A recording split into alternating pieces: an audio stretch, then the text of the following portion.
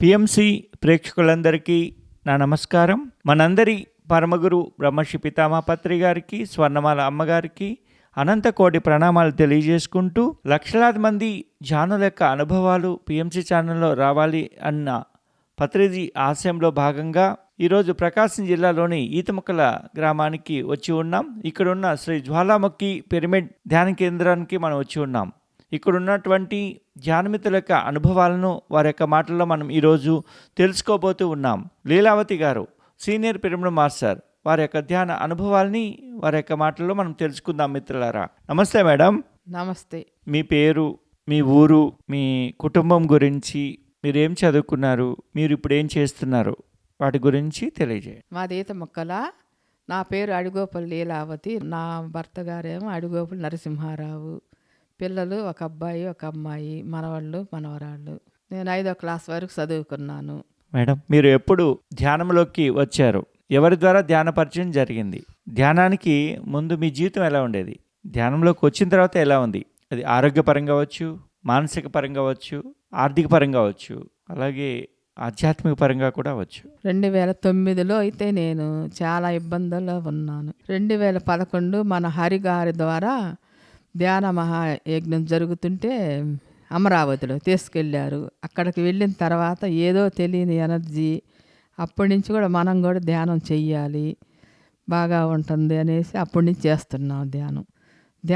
అప్పుడు దానికి ముందు నాకు బాగా కాళ్ళు నొప్పులు, ఎప్పుడు ఆరోగ్యం తేడా అని ఎప్పుడు మందులు వేసుకుంటూనే ఉన్నాను. చాలా ఎన్ని సంవత్సరాలు, 8 సంవత్సరాలు బాధపడ్డాను. తర్వాత ధ్యానంలోకి వచ్చిన తర్వాత 2011 నుంచి మొదలుపెట్టాను. ఇక్కడ ఆపేయాలి, మందులు ఆపి చూద్దాం ఎట్లా ఉంటుందని ధ్యానంలోనే ఉన్నాను. అప్పటి నుంచి బాగానే ఉంటుంది, నొప్పులు లేవు, తగ్గిపోయినాయి కూడా. ఇప్పుడు ధ్యానం చీకటితో 5 గంటలకి కూర్చుంటాను, 6 వరకు చేస్తాను. ఉదయం 10 గంటల నుంచి 1 వరకు చేస్తాను. రోజు 3 గంటలు ఖచ్చితంగా చేస్తాను. అంతా బాగానే ఉంది. ఫైనల్స్ కానీ అన్నిట్లో కూడా ఇబ్బందులు జరిగాయి. అవన్నీ కూడా ఇప్పుడు అన్నిట్లో మంచిగానే ఉన్నాం ప్రతి విషయంలో. అప్పుడు అజ్ఞానంతో ఉన్నాము, ఎవరితోటైనా ఏదో మాట్లాడడం, ఎప్పుడు కబుర్లు చెప్పుకోవటం అట్లా ఉండేది. ఇప్పుడు జ్ఞానంతో మనం ధ్యానమే చెయ్యాలి, మంచి మాటే మాట్లాడాలి, అంతే తప్ప కానీ వేరే ఆలోచన లేదు మాకు. కుటుంబ పరంగా కానీ అన్నిట్లో కూడా మంచిగానే ఉన్నాము. అంతకుముందు మా వారు ఎప్పుడు కోపదేశాలతో ఉండేవారు, కోపం కూడా తగ్గిపోయింది. పిల్లలు కానీ అందరూ, అబ్బాయి అయితే ధ్యానం చెయ్యమ్మ, నువ్వు ధ్యానంలోకి వచ్చావు, బాగున్నావు, అన్నీ తెలుసుకున్నావు కూడాను, అప్పుడు ఏమీ తెలియదు, ఇప్పుడు బాగా తెలుసుకున్నావు, ధ్యానం చెయ్యి మర్చిపోగాక అని చెప్తుంటాడు అబ్బాయి. ఆర్థికంగా ఇబ్బందులు అన్నీ తొలగిపోయినాయి. మేము నేనైతే ఎలా అనుకున్నానో, అబ్బాయికి మ్యారేజ్ కావాలనుకున్నాను. ఒక్కసారి సంబంధం చూసాము, కుదిరింది, అనుకుని ధ్యానం చేసుకొని వెళ్ళాను. ఆ రోజు సంబంధం కుదిరింది. కుదిరిన తర్వాత సంవత్సరానికి నాకు మనవాళ్ళు కావాలనుకుని ధ్యానంలోనే పిరమిడ్లో కూర్చుంటే ఒక చిన్ని కృష్ణుడిలాగా నాకు ఒక ఆకు మీద కనిపించాడు. అప్పుడు అనుకున్నాను అబ్బాయి పడతాడు అనుకున్నాను. అట్లా మళ్ళీ ఎమ్మటి 2 అబ్బాయిలు, బాగానే ఉన్నాం. కుటుంబ పరంగా కూడా అబ్బాయి జాబ్ చేస్తున్నాడు. ఇట్లా ఉన్నాము. మానసికంగా ఎప్పుడు కృంగిపోయేదాన్ని, ఇప్పుడు అవి లేవు, అసలు ప్రశాంతంగా ఉన్నాము ధ్యానంలోకి వచ్చిన తర్వాత. మిగతా జీవుల్ని, తోటి వారిని, నా ఆత్మ బంధువులు అందరూ ఎంతో ప్రేమగా చూస్తున్నాము. ప్రేమతో పలకరించటం కానీ మంచిగా ఉండటం చేస్తున్నాము. మరి మీరు ఎప్పుడు శాకాహారిగా మారారు? శాకాహారిగా మారకముందు మీ యొక్క ఆలోచనలు ఎలా ఉండేవి? మీ భావోద్వేగాలు ఎలా ఉండేవి తెలియచేయగలరు? శాకాహారిగా మారింది 2018 మన ఈతముక్కల పిరమిడ్ అఖండ ధ్యానం పెట్టారు. అప్పుడు ఇక నేను తినకూడదు అనుకున్నాను. అప్పటి నుంచి మానేశాను శాకాహారిగా. అప్పుడు తేలిగ్గా ఒళ్ళు ఇప్పుడు బాగుంటుంది. అంతకుముందు ఏదో బరువుగా మనిషిని కూడా ఇదిగా ఉండేది, ఎప్పుడు తేడాగానే ఉండేది ఒళ్ళు. ఇప్పుడు తేలిగ్గా, అప్పటి నుంచి ఇప్పుడు జ్వరం అంటూ లేదు. ఈరోజు జ్వరం తెలియదు. 2018 నుంచి హాస్పిటల్ పోయేది, చూపించుకునేది, ఎన్ని హాస్పిటల్ తిరిగాను, ఒంగోలు అన్నీ. తర్వాత ధ్యానంలోకి వచ్చాను, హాస్పిటల్ సంగతే లేదు. ఇప్పుడు తినడం కూడా మంచిగా ఒక పూటే తినటం. ఉదయం టిఫిను, మధ్యాహ్నం భోజనం, రాత్రికి టిఫిన్ తింటే తింటాం, లేకపోతే పండు తిని ఉండటమే. అలా జరుగుతున్నది. అప్పుడు 3 పూటల భోజనమే తినేవాళ్ళం. ఇప్పుడు తేలిక పడింది, ఒళ్ళు బాగున్నాం. మొట్టమొదట పత్రిసారిని ఎప్పుడు కలిశారు? కలిసినప్పుడు ఎలాంటి అనుభూతులు కలిగినాయి? మొట్టమొదట అమరావతిలో పెట్టినప్పుడైతే కలుసుకోలేకపోయినా, ఆయన చూడగానే భయం అనేది అనిపించింది. శేఖాండి ఇవన్నా కానీ భయం అనిపించింది. 2012 అమరావతిలో ధ్యాన యజ్ఞం జరుగుతుంది. అప్పుడు శేఖాండి ఇచ్చామన్నమాట. చాలాసేపు షేక్ ఇచ్చాము. సాయి చూశారు. ప్రతిసారి కలుసుకున్నప్పుడు షేక్ ఇస్తున్నాం. ధ్యాన మహాయాగానికి వెళ్ళినప్పుడు షేక్ ఇస్తున్నాము. మనసు ఏదో ప్రశాంతంగా ఉంది అంతే. ధ్యానంలో చాలాసార్లు పత్రిజీ గారు సందేశం ఇచ్చారు, నీకు ఏం పర్వాలేదు, వెళ్ళిపో, ఇక ఏం పర్వాలేదు అన్నాడు. అంతవరకు ఇంకేమి. మరి ధ్యానం వల్ల మీరు ఇంత ఆరోగ్యం పొందారు, ఇంత ప్రశాంతంగా ఉన్నారు, ఆర్థికంగా ఎంతో స్థిరపడ్డారు కదా. మరి ఇలాంటి ధ్యానానికి సంబంధించి సేవాపరమైన కార్యక్రమాలు మీరు ఏమేమి చేస్తున్నారు? ధ్యాన మహాయజ్ఞం పెట్టిన దానికి కట్టాలకి పాన్ప్లేట్లు పంచుతున్నాం అందరికీ కూడాను. ఈత మొక్కల్లో పబ్లిక్ పిరమిడ్ ఉంది, ఇక్కడేమో జ్వాలాముఖి పిరమిడ్ ఉంది. మన హరిగారి ద్వారా అన్నీ నేర్చుకున్నాము. ర్యాలీలో పాల్గొంటున్నాం. ఎక్కడ ఒంగోలులో పెట్టినా, కందుకూరులో పెట్టినా ర్యాలీకి వస్తున్నాం. అన్నింటిలో పాల్గొంటున్నాం. బాగానే ఉంటుంది. క్లాసులకు వెళ్తున్నాము. మా వంతు సహాయ సహకారాలు అందిస్తూ అన్నిటికీ వెళ్ళి వస్తున్నాము. ప్రశాంతంగా ఉంటుంది. ఇప్పుడు పిఎంసి ఛానల్ గురించి మీ మాటల్లో, పిఎంసి ఛానల్ ఇప్పుడు సమాజాన్ని ఏ విధంగా ప్రభావితం చేస్తుంది? పిఎంసి ఛానల్లో మీకు ఎలాంటి కార్యక్రమాలు చూస్తున్నారు, ఎలాంటివి నచ్చుతున్నాయి? అలాగే పిఎంసి ఛానల్కి మీరు చేసే సహాయం మరియు సహకారం. పిఎంసి ఛానల్ రోజు చూస్తాను. సెల్లులో, మాకు టీవీలో రాదు, సెల్లులో చూస్తాను రోజు. మాస్టర్స్ బాగా అన్ని అనుభవాలు అన్నీ చెప్తుంటారు, విషయాలన్నీ కూడా బాగా నచ్చుతాయి. అందరికి చెప్పాలని పక్క వాళ్ళకు కూడా చెప్తుంటా, పిఎంసి ఛానల్ చూడండి మంచిగా ఉంటుందని అన్నీ చెప్తుంటారు. కోటాను కోట్ల మంది ధ్యానం వెళ్తుంది. అందరూ తెలుసుకుంటున్నారు పిఎంసి వచ్చిన తర్వాత. మనం చెప్పేదానికన్నా పిఎంసి వచ్చిన తర్వాత అందరూ, ప్రతి ఒక్కరూ, తెలియని వాళ్ళు కూడా తెలుసుకుంటున్నారు. చివరిగా ఈ ధ్యానం గురించి ఈ సమాజానికి, ఈ సహకారం గురించి ఈ సమాజానికి మీరు ఇచ్చే సందేశం? అందరూ ధ్యానం చెయ్యండి. అందరికీ ఇప్పుడుండే టెన్షన్లు కానీ, ఒత్తిళ్ళు కానీ అవన్నీ లేకుండా పోతాయి. ప్రశాంతంగా ఉంటారు. జీవహింస మహాపాపమని పత్రిజీ గారు చెప్పారు. దాని ప్రకారం మనం నడుచుకోవాలి. చూసారా మిత్రులారా, లీలావతి గారి యొక్క ధ్యాన అనుభవం ఎంత అద్భుతంగా ఉందో.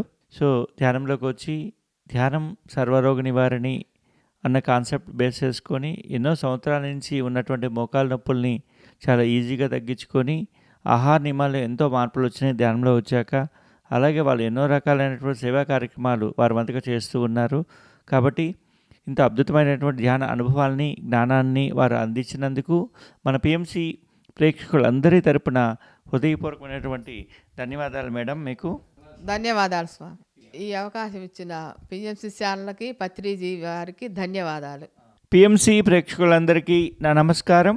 మనందరి పరమగురు బ్రహ్మర్షి పితామహపత్రి గారికి, స్వర్ణమాల అమ్మగారికి అనంత కోటి ప్రణామాలు తెలియజేసుకుంటూ, లక్షలాది మంది ధ్యానుల యొక్క అనుభవాలు పిఎంసి ఛానల్లో రావాలి అన్న పత్రిజీ ఆశయంలో భాగంగా ఈరోజు ప్రకాశం జిల్లాలోని ఈతముక్కల గ్రామంలోని శ్రీ జ్వాలాముఖి పిరమిడ్ ధ్యాన కేంద్రానికి మనం వచ్చి ఉన్నాం. ఇక్కడ ఉన్నటువంటి ధ్యానమిత్రుల యొక్క అనుభవాల్ని ఈరోజు వారి యొక్క మాటల్లో మనం తీసుకోబోతూ ఉన్నాం. సీనియర్ పిరమిడ్ మాస్టర్ హైమావతి గారు వచ్చి ఉన్నారు. వారి యొక్క ధ్యాన అనుభవాల్ని వారి యొక్క మాటల్లో మనం తెలుసుకుందాం. నమస్తే మేడం. నమస్తే సార్. మేడం, మీ యొక్క పేరు, మీ ఊరు, మీ కుటుంబం గురించి, మీరేం చదువుకున్నారు, మీరు ఇప్పుడు ఏం చేస్తున్నారు తెలియచేయగలరు? నా పేరు హైమావతి, మాది ఈతముక్కల.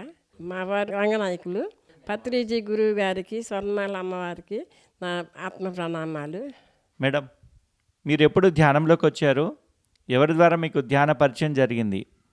ధ్యానానికి ముందు మీ జీవితం ఎలా ఉండేది, ఇప్పుడు ఎలా ఉంది?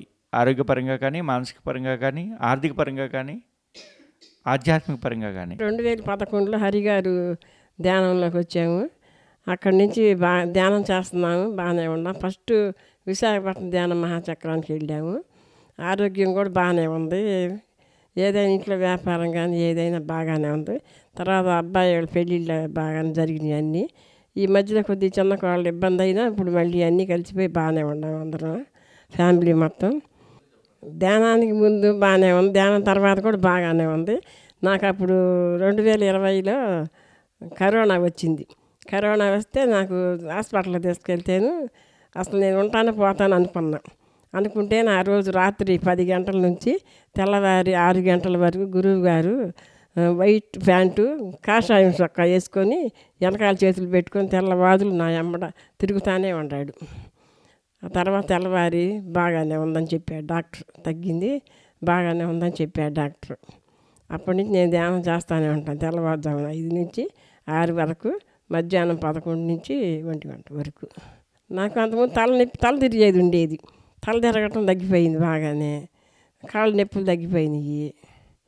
మధ్యలో బాగానే ఉండాను, అన్నిటికీ ఆరోగ్యపరంగా కానీ ఆత్మపరంగానే బాగానే ఉన్నాను. షుగర్ ఉంది కానీ వేసుకుంటా. నాకు ఉదయం ట్యాబ్లెట్ వేసుకుంటాను.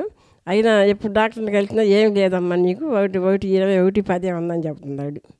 ఎన్నిసార్లు వెళ్ళినా కూడా నాకేం కోపం లేదు, ఏం లేదు, కానీ ధ్యానం బాగానే ఉంది. మానసికంగా అలాంటిది ఏమి లేదు ఇంట్లో. అదివరకు మాకు పెంకుటిల్లు ఉండేది. నేను ఒంగోలు పాంప్లెట్లు పంచడానికి వెళ్ళేవాళ్ళం. అబ్బాయి ఇలాంటి ఇల్లు ఎప్పుడు కట్టుకుంటామో మేము అనుకునేదాన్ని, ప్రతి ఇంటికి పాంప్లెట్ ఇవ్వడానికి వెళ్ళి అనుకుంటే అట్లా అని అనుకోకుండా ఆ రోజు కుదిరింది. పెంకుటిల్లు కప్పుతానన్నాడు మా వారు. అంటేను వద్దని అన్నాము. సరే మా పిల్లలు కూడా వద్దన్నారు. తర్వాత ఇల్లు కట్టుకోవడం జరిగింది. ధ్యానంలోకి వచ్చినాకే బాగా మంచిగా ఇల్లు కట్టుకున్నాం, మంచిగా బాగున్నాం. పిల్లలు పెళ్ళిళ్ళు చేసాం బాగా. మనవాళ్ళు మనవరాళ్ళు అందరం బాగానే ఉన్నాం. నాకంతా బాగానే ఉంది, కానీ కోరికలు అంటూ ఏమి ఉండవు నాకు. ఎప్పుడైనా అంతా బాగుండాలి, అందరం బాగుండాలి అనుకుంటాం. జంతువులు అందరినీ ప్రేమగానే చూస్తాను. మా ఇంటికి కుక్క ఒకటి వచ్చింది. దాన్ని ఉండదంటే ఉండుద్ది, కదలకుండా ఉంటే పని చేయమంటే కదలకుండా ఉంటుంది. అది దాని తరం పని లేదు, పోమంటే పోయిద్ది, రమ్మంటే వచ్చుద్ది. అలా ఉంటుంది. చూస్తాం పిల్లి కానీ కుక్కలు కానీ ఇంటికాడ. ధ్యానంలో అంతకుముందు చాలా అనుభవాలు వచ్చినాయి. అంటే నేను ఒకసారి పైన ఎడకు స్వర్గానికి వెళ్ళానంట. వెళ్తేను ఆడ బంగారు ముఖద్వారాలు పోతా ఉంటే వస్తూ ఉండవు. అంటే అసలు ఏడకి వెళ్ళాలి, ఏడని చూద్దాం వెళ్తానంటే వస్తానే ఉండయి. తర్వాత అంట ఒక పెద్ద చెట్టు కింద అరుగు ఉంది. అరుగు మీద ఒక అతను కూర్చొని ఉన్నాడు. తపస్సు చేస్తాను పలకరిద్దాం అనుకుంటేను మళ్ళీ ఈ మునీశ్వర్లు శాపం పెడతారు కదా, పలకరియకూడదు అనుకొని కూర్చుంటే అట్లానే కూర్చున్నా. తర్వాత మెలికి వచ్చింది. మీరు ఎప్పుడు శాకాహారిగా మారకముందు మీ ఆలోచనలు, మీ భావోద్వేగాలు అంటే కోపము, ద్వేషము, ఈర్ష్య, నెగిటివ్ ఆలోచనలు ఇలాంటివి ఉన్నాయి కదా, అలా ఎలా మారినాయి? మేము ధ్యానంలో రాకముందే మా వారు భావనాశీర్ణాలు చేస్తే సందాలకి వెళ్ళారు. అక్కడంట ఒక అతను ఇట్లా తినకూడదు, బాగుండదని చెప్పారంట అతనికి. చెప్పిన కానీ మేము ఇంట్లో చేయటం మానేసాము. అప్పటి నుంచి ఇప్పటి వరకు మేము శాకాహారులమే. సంపూర్ణంగా అన్నీ తింటాం, ఆరోగ్యపరంగా బాగానే ఉంది. ఏ పని అయినా బాగానే చేసుకుంటాం ఇద్దరు. మాంసాహారం తింటే ఇప్పుడు సామెత అంటారు కదా, ఆకులు తిన్న మేకలు చెట్లు కొండలు ఎక్కుతాయి, మాంసం తిన్నాళ్ళు మంచాలు ఎక్కుతారని సామెత ఉంది కదా, అట్లానే అది కరెక్టే సార్. మన శాకాహారమే మనిషికి బలం వస్తుంది, ఆరోగ్యంగా దేనికైనా బాగానే ఉంటుంది. పత్రి సార్ని ఎప్పుడెప్పుడు కలిసినప్పుడు ఎలాంటి అనుభూతులు కలిగినాయి? మహాచక్రానికి వెళ్ళినప్పుడల్లా పత్రి సెకండ్ ఇస్తారు. ఆ సెకండ్ ఇచ్చినప్పుడు మనకి ఎంతో వైబ్రేషన్ వస్తుంది, కూలింగ్, చల్లగా చేతులు చల్లగా ఉంటాయి, కూలింగ్ వచ్చింది, ఎంతో ఎనర్జీ అనిపించుద్ది అప్పుడు మాత్రం. అట్లా చాలాసార్లు సెకండ్ తీసుకుంటాం వెళ్ళినప్పుడల్లా. అతను వెంబడ తిరుగుతుంటాం, అటు వెనకాల, ముందు కాదు వెనకాల రాతుంటాం అన్నమాట. ఏం చెప్పలేదు, కనిపించాడు కానీ ఏం చెప్పలేదు. ధ్యానం చేస్తుంటే ఒకసారి పత్రిజీ గారు కనిపించి కళ్ళు తెరుచుకొని చూస్తుందా, నేను కళ్ళు మూసుకో అన్నాడు గబక్కన. సరే అమ్మ గురువు గారు కళ్ళు మూసుకోమన్న, కోపం వచ్చింది అని కళ్ళు మూసుకున్నానంట. ఇంకా తర్వాత ఇక మెలకు వచ్చేసింది. మరి ఈ ధ్యానం వల్ల మీరు ఎన్నో లాభాలు పొందారు, ఎంతో జ్ఞానం పొందారు. మరి ఈ సమాజానికి ఈ ధ్యానానికి సంబంధించిన కార్యక్రమాలు ఎలాంటివి చేస్తూ ఉన్నారు? ధ్యానానికి అంటే పాంప్లెట్లు పంచుతాము, మరి మేము అప్పుడప్పుడు అలా క్లాసులకి వెళ్తాము. ఈత మొక్కల్లో అందరం కలిసి పబ్లిక్ పేరు పెట్టి కట్టించుకున్నాము. అందరినీ ధ్యానానికి రమ్మని చెప్తాము. వస్తానే ఉంటారు, కానీ వాళ్ళ సమయం సరిపోదని కొంతమంది తక్కువ వస్తుంటారు, ఎక్కువ వస్తానే ఉంటారు. మళ్ళీ ఇక్కడ హరిగారు ఇక్కడ జాలాముఖి అమ్మవారని పిరమిడ్ కట్టించారు. ఈడ కూడా అన్ని కార్యక్రమాలు అన్నీ చేస్తున్నారు, బాగానే ఉంది. పిఎంసి ఛానల్ గురించి మీ యొక్క మాటల్లో, పిఎంసి ఛానల్ ఇప్పుడు ఏ విధంగా ఈ ప్రపంచాన్ని శాసిస్తుంది, ఎలా ప్రభావితం చేస్తుంది? పిఎంసిలో ఎలాంటి కార్యక్రమాలు మీరు చూస్తున్నారు? పిఎంసి అంటే మాకు టీవీలో రాదు, నాకు పెద్ద సెల్ లేదు, చిన్న ఫోనే ఉంది. కానీ పక్కన వాళ్ళు వింటుంటారు పిఎంసి గురించి చాలా లక్షల మంది ధ్యానంలోకి వచ్చారు. మా తోటికి వాళ్ళ ఛానల్లో మా తోటికి వాళ్ళు కూడా పిఎంసి చూసి ధ్యానంలోకి వచ్చి అప్పటి నుంచి ప్రతి సంవత్సరం అదే కర్తాలి పిరమిడ్కి ప్రతి సంవత్సరం వస్తుంది ఆమె కూడా. పిఎంసి ఛానల్ వారు చాలామంది ధ్యానంలోకి దిగారు. బాగా జరుగుతుంది. పిఎంసి అంటే బాగా జరుగుతుంది, మంచిగా బాగుంది. ఛానల్ అంటే మా కోడలు ఎప్పుడున్న పిఎంసి ఫోన్లో పెట్టినప్పుడు చూస్తుంటే అందరు అనుభవాలు అన్నీ చెప్తుంటారు, వింటుంటాము. చివరిగా ఈ ధ్యానం గురించి ఈ సమాజానికి మీరు అందించే సందేశం, అలానే సహకారం గురించి కూడా. ధ్యానం చేస్తుంటే అందరూ ధ్యానం చేయాలి, అందరు శాఖాహారులుగా మారాలి. మనం అందరం బాగా ఎనర్జీగా బాగా ఆలోచనలు బాగా మంచిగా వస్తాయి ధ్యానం చేస్తుంటే. అందుకని అందరు ధ్యానం చేయాలి, అందరు శాఖాహారులుగా మారాలి. అదే మనం అనుకుంటున్నాం. ఓకే మిత్రులారా, హైమావతి గారి యొక్క ధ్యాన అనుభవాల్ని మనం విన్నాం. ఎంతో అద్భుతంగా వారి యొక్క అనుభవాలు ఉన్నాయి. సో ఇంత అద్భుతమైనటువంటి అనుభవాల్ని వారు మనకు అందించినందుకు మన పిఎంసి ప్రేక్షకులందరి తరపున వారికి హృదయపూర్వకమైనటువంటి ధన్యవాదాలు మేడం. హరి గారికి ధన్యవాదాలు. మాకు ధ్యాన గురువు ఫస్ట్ పత్రికా అయినా మాకు అందించింది హరిగారి, మాకు ధ్యానాన్ని అందించింది హరిగారికి థ్యాంక్స్ అండి. ఈ అవకాశం ఇచ్చిన పత్రిజీ గురువు గారికి, పిఎంసి ఛానల్ వారికి, హరిగారికి అందరికీ ధన్యవాదాలు.